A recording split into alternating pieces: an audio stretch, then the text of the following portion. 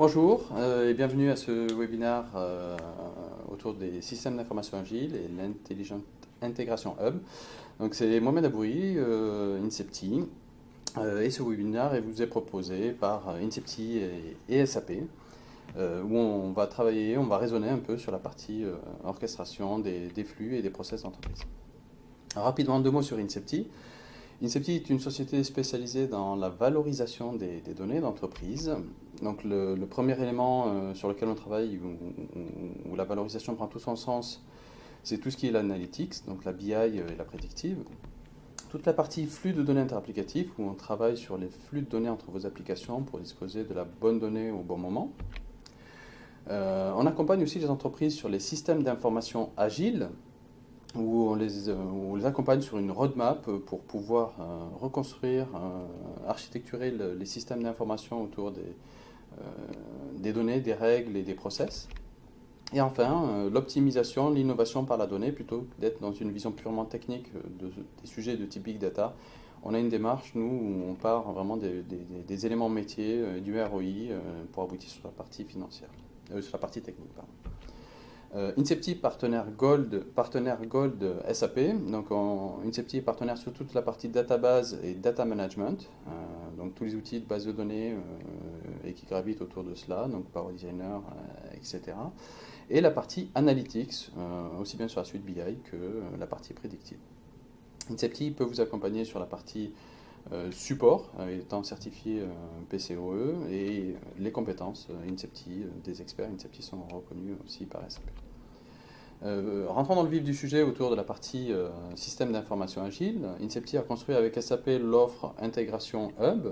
Incepti a une grande expérience de ce type d'architecture et nous avons packagé ensemble une offre Leonardo pour répondre à ce genre de projet. Donc l'agenda sera le suivant.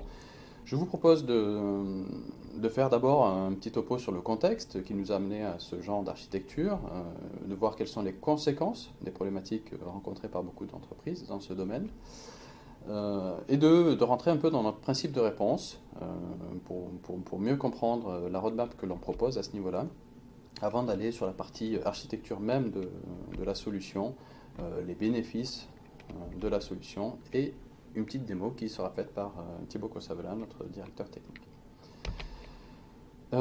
Éléments de contexte, tout d'abord au niveau système d'information, toutes les entreprises connaissent ça, j'enfonce des portes ouvertes, mais le best of breed, des entreprises qui sont passées d'un cœur de métier très centralisé sur des gros systèmes vers des applicatifs très éclatés, avec le meilleur composant dans chaque zone fonctionnelle, et énormément d'interactions, de besoins d'interaction de données entre ces différentes applications et des vraies problématiques pour des entreprises. Deuxième aspect, la maturité du digital avec tous les canaux de commercialisation et de communication. Et enfin, la maturité du cloud avec les différents étages sur la partie service que cela peut impliquer. Alors, il y a bien sûr bien d'autres éléments de contexte, on parlera de l'IoT, etc. Mais dans notre problématique, ce sont les éléments, je dirais, marquants. Quelques éléments sur la partie business, sur le contexte business. On est sur des entreprises aujourd'hui qui sont très dynamiques, qui ont un cadre, un rythme poussé par le cadre légal, par la mondialisation, par la compétitivité, etc., avec beaucoup d'actions aussi, on parlera de fusion, etc., qui se traduisent directement sur les systèmes d'information et qui nécessitent une réactivité du système d'information. On a parlé précédemment des réseaux de communication, ils sont multiples, aujourd'hui ne serait-ce que les réseaux sociaux sont multiples, mais il y a toujours un SAV, il y a toujours des notions de mailing, de messages, etc. Un système d'information, on l'a vu, éclaté en interne, mais aussi vers le cloud, mais aussi pour certains vers l'IoT. Et enfin, une effervescence également au niveau des réseaux de commercialisation. Aujourd'hui, on sait, si on parle de retail, on sait vendre par différents secteurs. On a cette notion d'omnicanal, mais c'est vrai pour d'autres métiers. On a souvent cette notion d'extranet, etc. pour partager les éléments avec notre client dans le domaine de l'assurance ou autre, par exemple. Au milieu de tout ça, et c'est pour ça que nous on parle de capital donné, au-delà du capital financier, du capital humain nécessaire à une entreprise, depuis un certain temps déjà, hein, se conforte cette notion de capital donné, parce que la donnée est de plus en plus critique, complexe, mobile, analysée, hétérogène, volumineuse, et on peut utiliser tous les plus que l'on veut. La donnée devient véritablement un vecteur d'efficience, de croissance pour l'entreprise.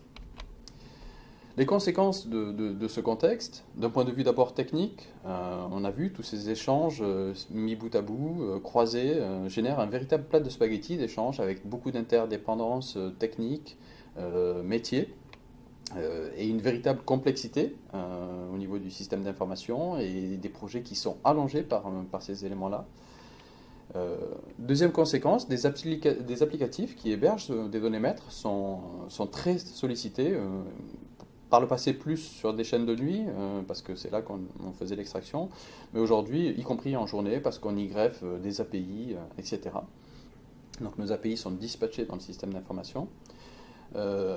Troisième élément non négligeable, et on est en plein dedans dans le cadre de la RGPD, c'est l'analyse d'impact, la traçabilité. Aujourd'hui, on nous demande ça au niveau de la donnée personne, mais ce type de besoin est nécessaire peut-être demain pour d'autres notions, pour d'autres entités, mais est nécessaire tout simplement aussi pour l'analyse d'impact au sens projet, quelles sont les applications qui vont évoluer si une de mes sources évolue. Des éléments plus orientés sur la qualité de données. Aujourd'hui, cette multiplication des applications génère des problématiques parfois de sémantique. On ne parle pas le même langage dans les mêmes applications. Une même notion n'a pas forcément la même granularité dans telle et telle application. Donc des vraies problématiques de consolidation de données aussi, parce que la donnée est partagée, éclatée sur différentes briques applicatives pour une même entité. Et ça peut générer du coup aussi des problématiques de qualité, de doublons, etc. Des conséquences plus business, toute cette complexité allonge encore une fois les projets, et on est sur un time de to market, sur des projets qui est impacté par tout cela et qui est plus long, qui peut pénaliser stratégiquement l'entreprise. Autre conséquence, mais plus de la qualité de données, c'est l'efficience. À un moment donné, ne pas disposer de la bonne donnée au bon moment, c'est un problème pour l'efficience opérationnelle. Et au-delà de ça, la partie qualité présente aussi bien sûr des notions de risque. Si j'ai des problèmes de qualité sur certaines dimensions, clients, produits ou autres, forcément ça peut impacter toutes les transactions qui en découlent. Et c'est pas vrai que pour des milieux type assurance ou autre, ça peut être vrai y compris pour le retail par exemple. Alors le principe de réponse, il est de se concentrer sur un triptyque. Tout d'abord les données, parce que le premier travail est à ce niveau-là, dans le sens où les données sont utilisées dans des règles, et si mes données ne sont pas propres, mes règles en seront d'autant plus complexes. Donc de travailler d'abord sur les données, ensuite sur les règles, et enfin les process, parce que les process utilisent des données et des règles. Deuxième étage, il est de savoir d'abord partager ce triptyque. Il faut d'abord savoir partager les données, parce que j'ai beau avoir la meilleure qualité d'un point de vue données, si je ne sais pas la partager, cette donnée, c'est une donnée morte. Idem pour le reste. Donc le premier étage, c'est de partager la donnée, et ensuite de pouvoir aussi gérer la gouvernance de ces données, gérer le workflow collaboratif, le CRUD, qui permet de créer de la donnée, la modifier, gérer le cycle de vie, gérer le versionning de ces informations.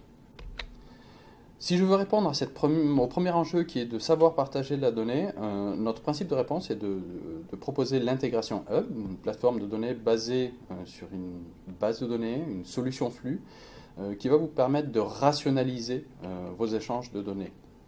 Donc ça, c'est le premier enjeu et c'est ce que l'on propose en premier lieu. Deuxième élément, si c'est nécessaire, c'est pas toujours nécessaire, ce sera de prendre la main sur les workflows collaboratifs des entités qui n'ont pas de maître dans vos systèmes. Votre produit aujourd'hui est géré par plusieurs applicatifs, il y a des véritables problématiques dans le workflow collaboratif pour créer cette donnée et maintenir cette donnée.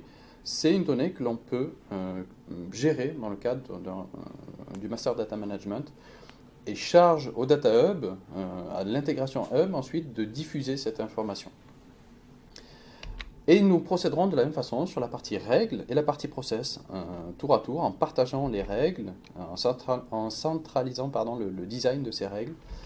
Enfin, en centralisant les process, le run des process et le design des process. Pour à la fois, encore une fois, avoir cette dimension technique du partage et redonner la main aux utilisateurs quand on le souhaite sur les règles, les données et les process. Donc l'objectif de l'intégration Hub est clairement de centraliser, rationaliser les flux et les fluidifier d'un émetteur vers ces différents consommateurs, quel que soit le mode de consommation, batch, API ou autre.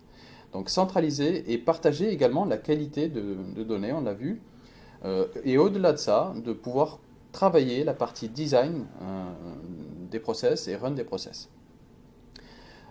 Cette structure repose sur une plateforme ADA, qui a également, au-delà de la partie transactionnelle, une capacité analytique. C'est la première base de données pleinement en mémoire. Et on pourra capitaliser sur ce socle de données pour justement fournir un reporting live, opérationnel, directement sur ces données. Alors, cette plateforme du coup constitue un véritable accélérateur, c'est l'objectif pour vos projets, parce que la donnée est là, disponible, persistante au sein du hub, et rationalisée. On extrait une seule fois la donnée pour la partager vers X applicatifs, quel que soit le mode. Au-delà de la partie données, l'enjeu il est aussi de gérer toute la partie métadonnées, et donc de s'appuyer sur ça pour assurer toute la traçabilité et l'analyse d'impact au sein de cette plateforme. Voilà les objectifs de 2IH. Si on se concentre sur la partie données, le but est clairement, du coup, on a dit, de centraliser les flux, mais de façon fiable, robuste, performante, simple, sans complexité technique. Tout repose sur des choses que vous avez l'habitude d'utiliser. Une base de données, c'est du SQL, un ETL qui va manier du SQL ou autre, ainsi de suite. Donc des éléments simples. Et une organisation. Encore une fois, l'outil vise à rationaliser et à fournir les outils pour faire tout cela en une seule plateforme. Donc au sens donné, le hub repose sur une base de données qui vous permettra de gérer les données et les échanges de données chaudes, données froides. Une solution flux complète qui vous permet de faire aussi bien du mode ETL standard, mais du streaming également. Et je parle même de streaming au sens IoT. Et une organisation humaine où on vous accompagnera progressivement à faire monter en compétence un référent hub sur toute la partie data et process. L'architecture, au-delà de la donnée, ressemble à ça. Vous avez en haut à droite toute la partie donnée que je viens d'évoquer, mais il y a bien sûr en amont toute la partie data quality qui peut être un prérequis pour certaines données, par exemple, et qui ensuite permet d'alimenter le hub. On retrouve également toute la partie process, où on va pouvoir designer, je donne l'exemple ici, le process d'entrée d'un collaborateur ou de sortie d'un collaborateur. Et on retrouve la partie analytique, alors je la symbolise comme ça, mais tout repose sur les mêmes données qui sont en mémoire, où on va pouvoir donner des vues analytiques sur ces mêmes données. Alors, comment procéder, comment cheminer dans cette trajectoire? Ça peut faire peur, c'est une architecture centralisée, ça peut même, aux yeux de certains, présenter certains risques, pas plus que de vos autres architectures possibles. Encore une fois, si vous utilisez un ETL, il est tout aussi central. S'il a un problème, tous vos flux plantent. On est du même ordre, sauf que effectivement, toutes ces fonctions sont dispatchées dans d'autres architectures SI. L'intérêt de les centraliser, on est dans cette logique de SPOF, de Single Point of Failure, et je peux me donner les moyens je peux rationaliser là aussi mon investissement pour disposer d'une plateforme haute disponibilité et sécurisée. Donc l'idée, pour commencer, c'est de ne pas être en mode Big Bang, mais clairement de capitaliser sur vos projets, de travailler par itération pour éviter l'effet tunnel des longs projets. Et l'idée, c'est aussi d'avoir, on l'a vu sur la notion de partage et de maîtrise sur la partie gouvernance, d'éviter les collisions entre la technique et les métiers. On n'est pas toujours sur les mêmes agendas, etc. Donc comment commencer? Vous avez un projet conséquent, BI, ERP, CRM ou autre.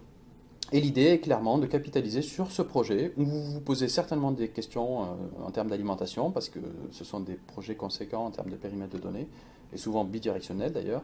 Comment est-ce que je vais gérer ces flux? Un exemple, j'ai un besoin, donc on retrouve mon système d'information avec mon plat spaghetti au milieu, j'ai un ERP, j'ai une application RH, j'ai une BI, etc.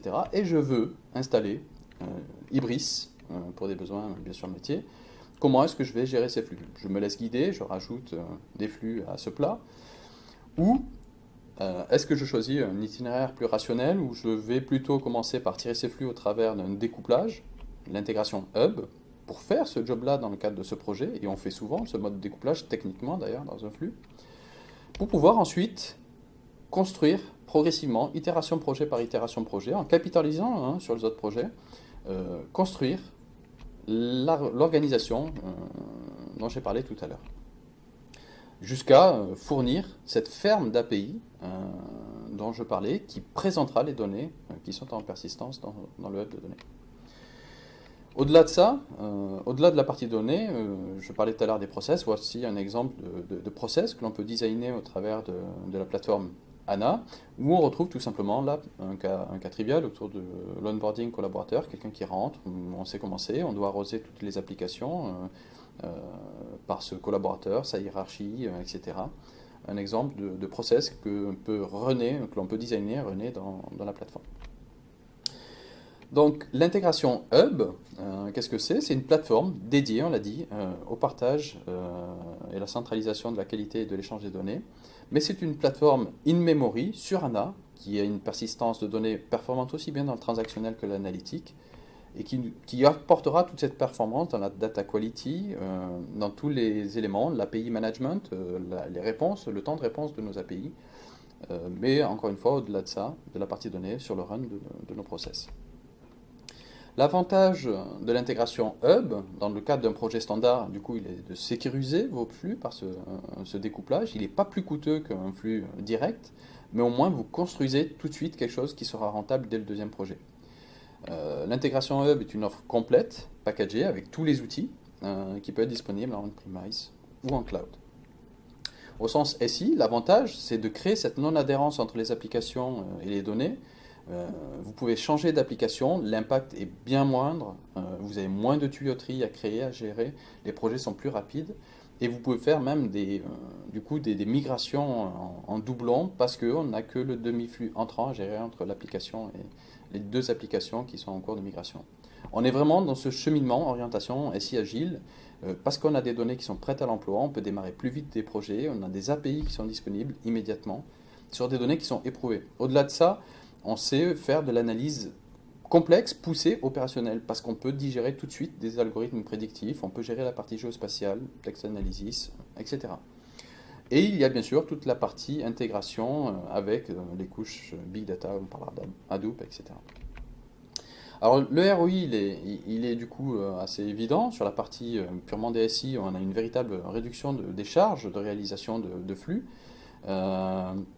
Une réduction des charges également d'exploitation parce qu'on dispose de tous les outils, on a des flux qui sont rationalisés, on sollicite beaucoup moins les applicatifs, on a des éléments centralisés, une réduction du coup de la charge de pilotage, j'ai tous les outils pour faire de l'analyse d'impact et de la documentation à partir des métadonnées.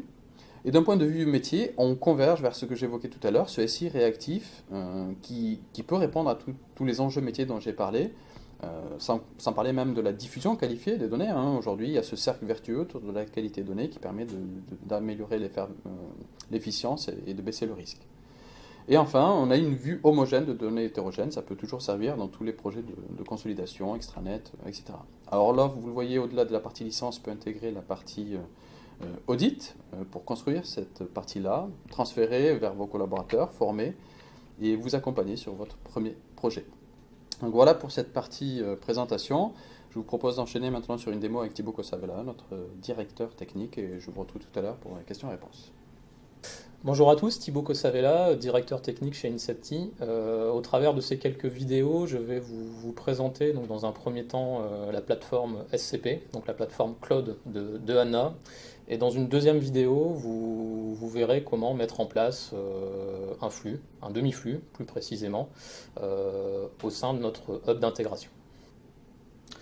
Donc voici la plateforme cloud d'ANA, qu'on appelle également le cockpit.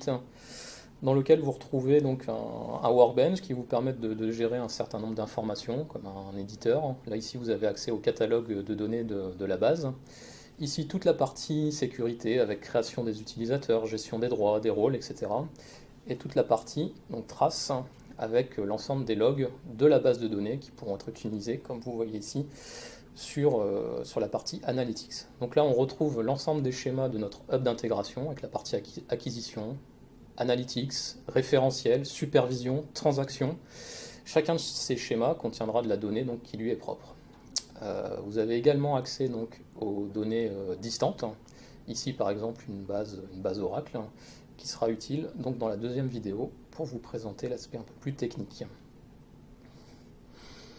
Donc ici, on voit notre base de données avec l'instance. Ensuite, toujours au travers de ce workbench, vous avez accès à un certain nombre de modules, notamment le module intégration, qui est important pour nous, puisque c'est celui qui va nous permettre de designer, de construire nos flux, de construire, comme vous pouvez le voir également, des API,